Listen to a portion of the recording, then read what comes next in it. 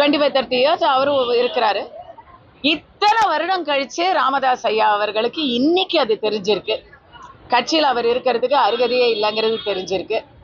அப்படிங்கிறது அப்ப இனி அடுத்தது எதையெல்லாம் அவர் இவ்வளோ லேட்டா நமக்கு அவர் புரிஞ்சு சொல்ல போறாரு அப்படிங்கிறது தெரியல.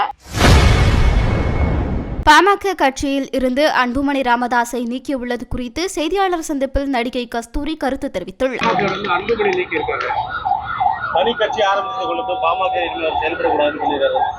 ராமதாஸ் ஐயா அவர்களுக்கு என்னுடைய மனமார்ந்த வாழ்த்துக்களை முதல்ல தெரிவிச்சுக்கிறேன். ஏன்னா அவர் 60க்கு 60 கொண்டாடி இருக்கிறாரு, அப்புறம் 50வது திருமண நாளை கொண்டாடி இருக்கிறாரு. அதுக்கெல்லாம் நாம இந்த நேரத்துல 2 வாழ்த்துக்களையும் தெரிவிச்சுக்கிறோம்.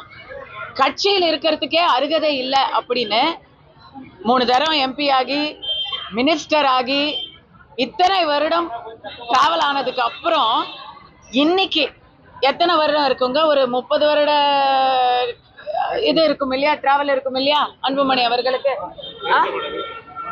25-30 இயர்ஸ் அவரு இருக்கிறாரு. இத்தனை வருடம் கழிச்சு ராமதாஸ் ஐயா அவர்களுக்கு இன்னைக்கு அது தெரிஞ்சிருக்கு. கட்சியில் அவர் இருக்கிறதுக்கு அருகதையே இல்லைங்கிறது தெரிஞ்சிருக்கு. அப்படிங்கிறது அப்ப இனி அடுத்தது எதையெல்லாம் அவர் இவ்வளோ லேட்டா நமக்கு அவர் புரிஞ்சு சொல்ல போறாரு அப்படிங்கிறது தெரியல. மோடி அவர்கள் வந்தா என்னை இப்பவும் கட்டி பிடிச்சிக்குவாரு அப்படின்னு எல்லாம் பேசுறாரு. தனிப்பட்ட வாழ்க்கையையும் அரசியலையும் கலப்பதையே நான் ஏற்க முடியாது.